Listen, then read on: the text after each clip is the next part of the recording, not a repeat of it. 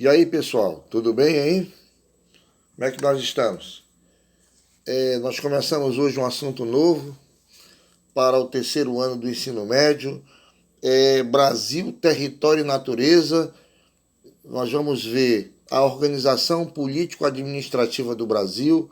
Nós vamos acompanhar um pouco sobre o conceito de espaço geográfico e espaço natural e, acima de tudo, algumas características da organização político-administrativa do nosso país. Então, vamos em frente, que atrás vem gente, e começamos a nossa aula relembrando que o conceito de espaço é a dimensão de um determinado território que pertence a um determinado país, a uma determinada localidade.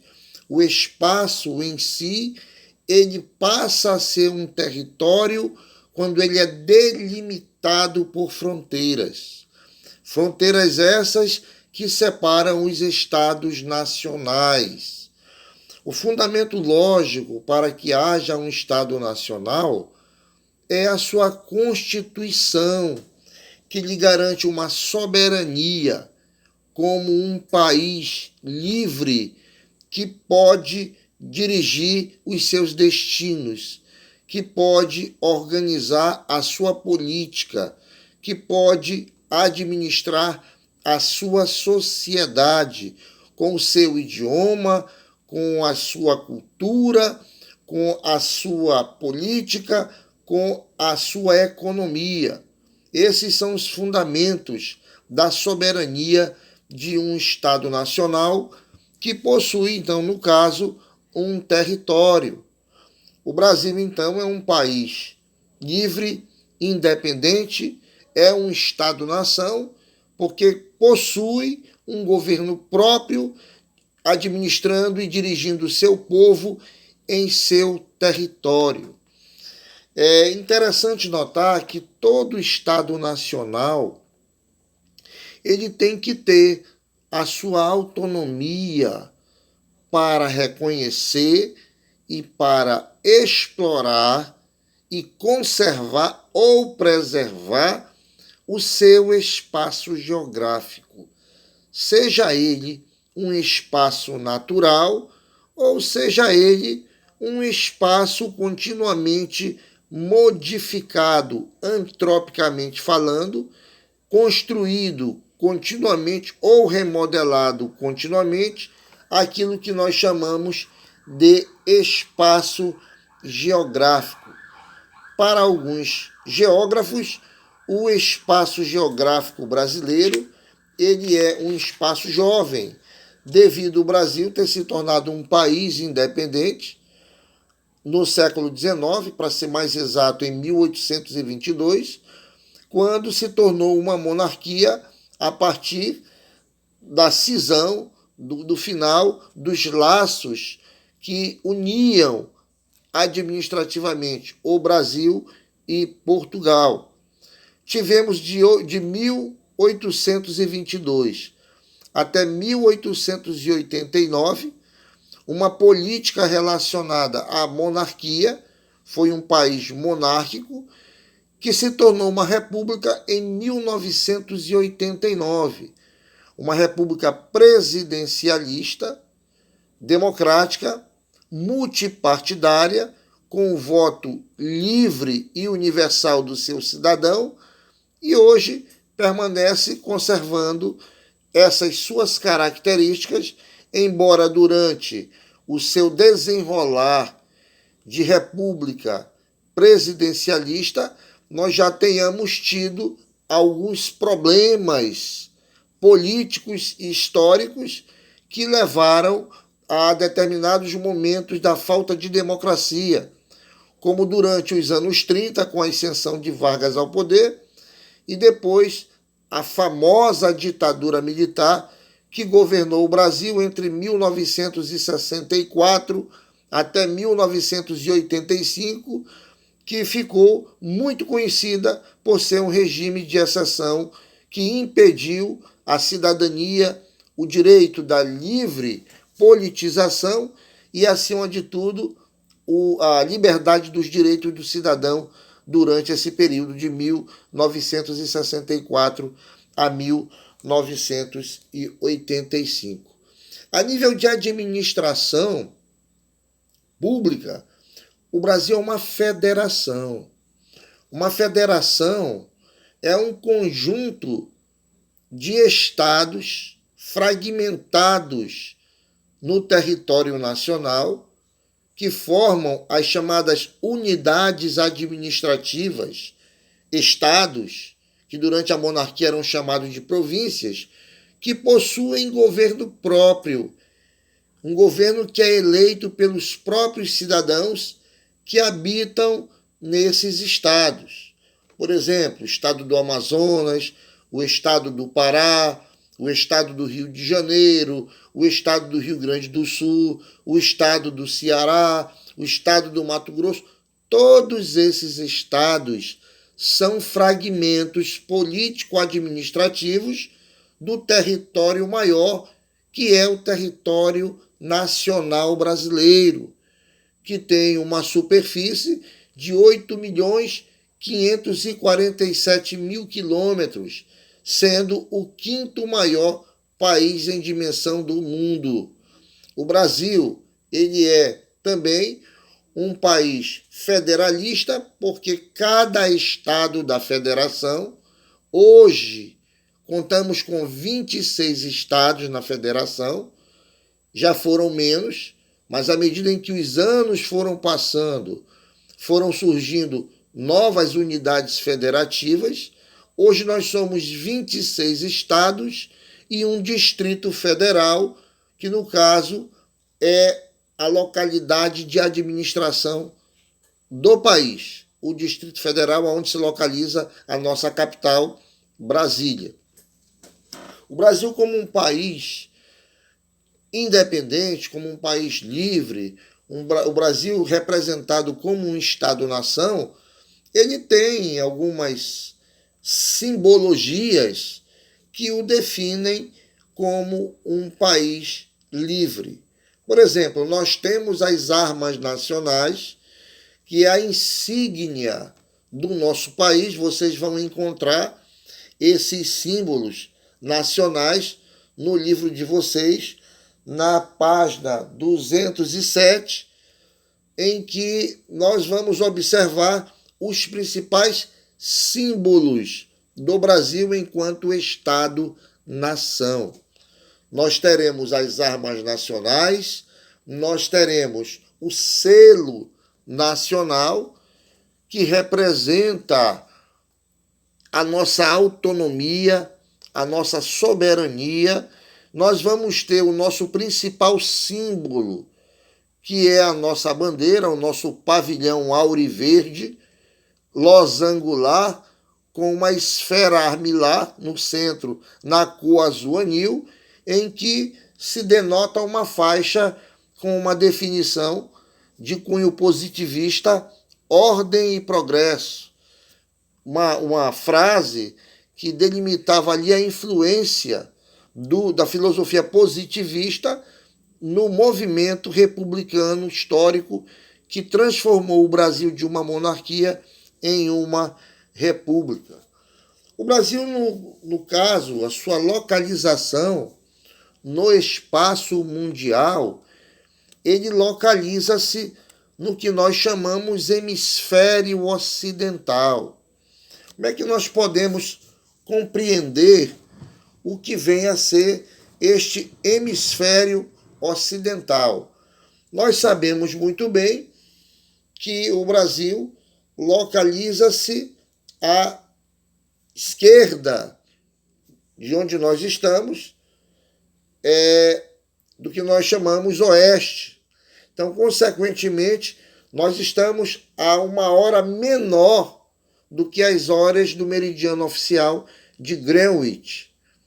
O Brasil é um país, então, que localiza-se no hemisfério ocidental, tendo 93% de todo o seu território no hemisfério sul, cortado pela linha do Equador, 7% do nosso território localiza-se no hemisfério norte, uma área do estado de Roraima, uma parte também do estado do Amapá e um pequeno fragmento do território amazonense, a parte mais setentrional, é cortada pela linha do Equador.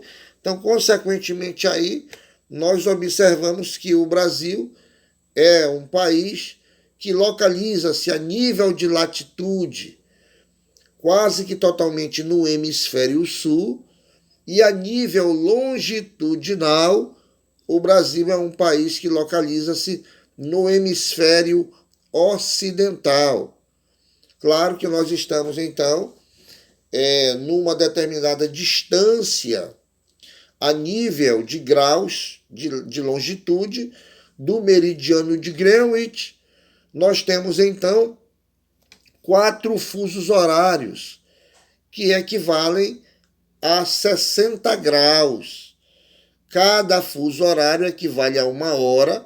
Como nós estamos a 4 fusos e mais um fuso oceânico, nós vamos ter uma adaptação desse fuso do litoral para o fuso do território brasileiro.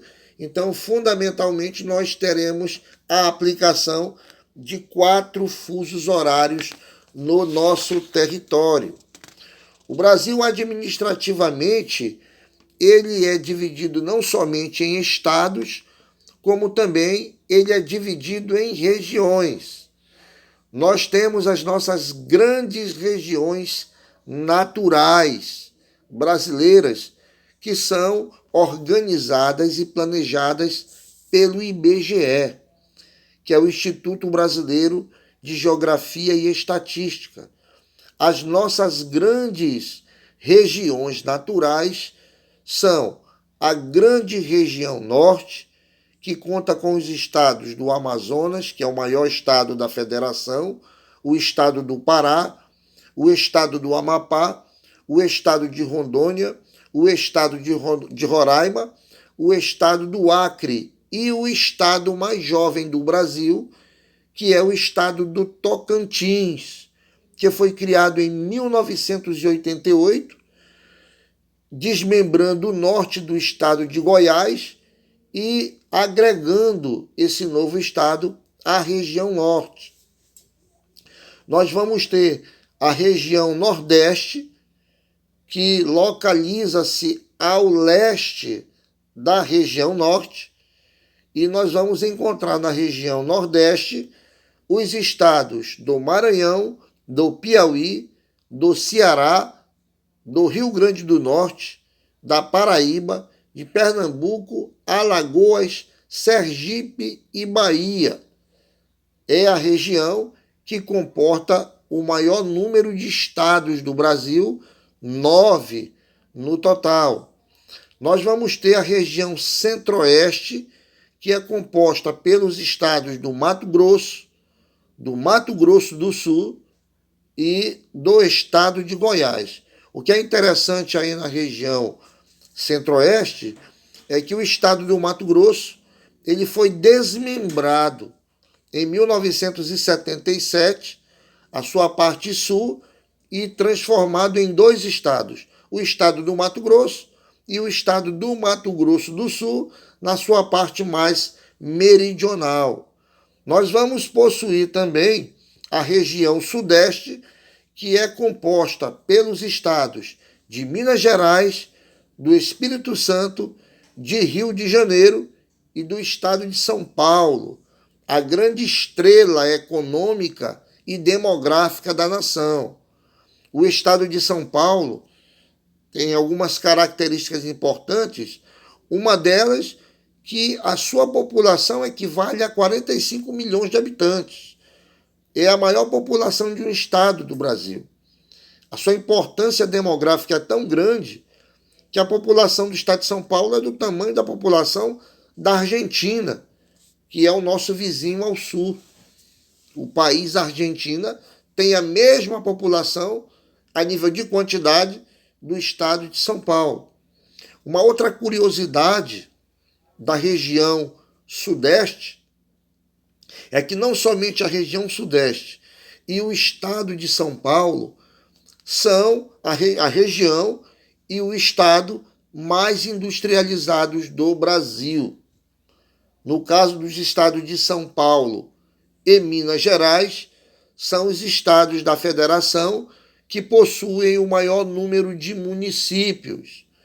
Consequentemente, a força política de São Paulo e de Minas Gerais gerou, inclusive, durante o chamado período da República Velha, que foi até 1930, a chamada estrutura da política oligárquica do café com leite, que foi destruída pela Revolução Burguesa de 1930, que levou ao poder novas oligarquias que iniciaram o processo de urbanização e de industrialização do Brasil moderno.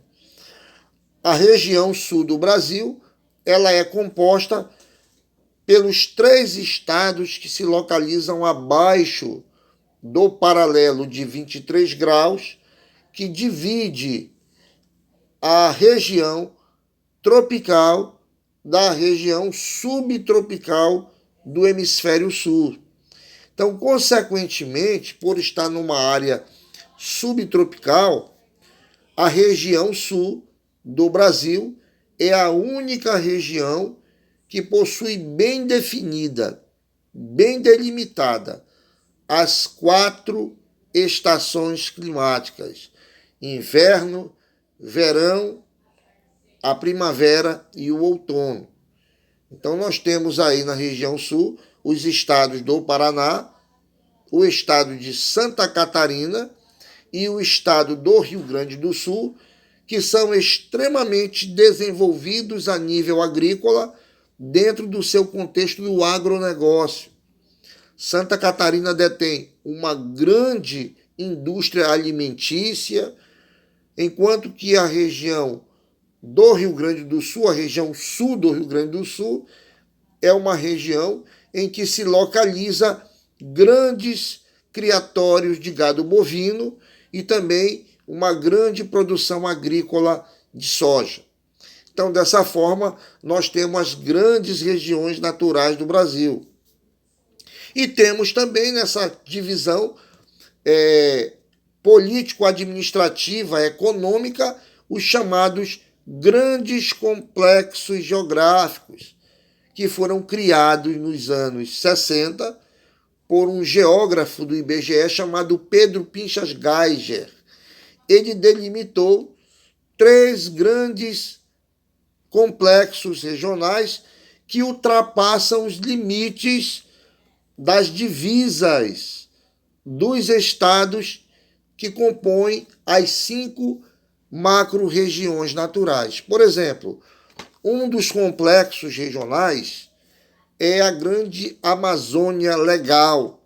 A Amazônia Legal, ela equivale a todos os estados da região norte, aí vai pegar o oeste do Maranhão e o norte do estado do Mato Grosso. Consequentemente, ultrapassa os limites da fronteira da região norte, da divisa da região norte, ultrapassa os limites da divisa da região norte e, consequentemente, abarca algumas áreas de outros estados que não estão na região norte, como o estado do Maranhão, que está na região nordeste, e o Mato Grosso, que encontra-se na região centro-oeste. Nós vamos encontrar também o complexo chamado Grande Nordeste, que equivale aos 9 estados da região Nordeste e mais o norte do estado de Minas Gerais, que é o segundo mais populoso estado da região Sudeste. Então vejam que o complexo regional ele tem como principal característica o estímulo a desenvolver a economia desses estados que têm semelhanças culturais, semelhanças econômicas e semelhanças geográfico e históricas. E nós vamos encontrar o terceiro complexo regional, que equivale ao mais importante do Brasil e que vai abarcar estados da região sul, da região sudeste e da região centro-oeste. Esse complexo geoeconômico ele será chamado de Centro-Sul.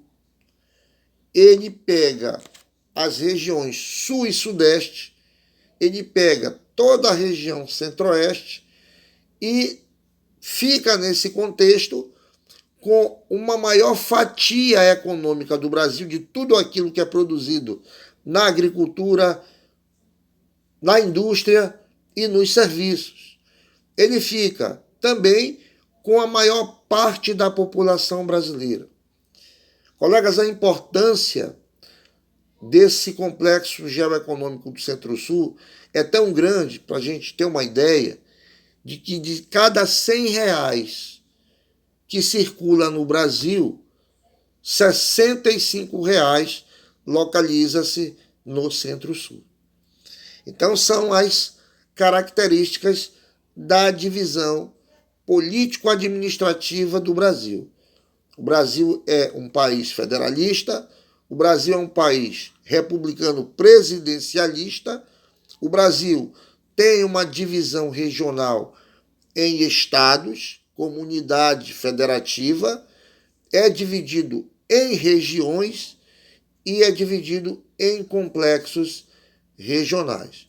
Dessa forma, nós acabamos a primeira parte da definição das características do Brasil e continuaremos na nossa próxima aula vendo as características morfoclimáticas, as características naturais desse imenso território que forma o nosso gigantesco e amado país. Ok? Então, fiquem com Deus, não esqueçam de assistir a continuação dessa aula, a nossa próxima aula com os domínios morfoclimáticos. Então, hasta la vista, baby. Tchau, tchau. Um abração para todo mundo aí.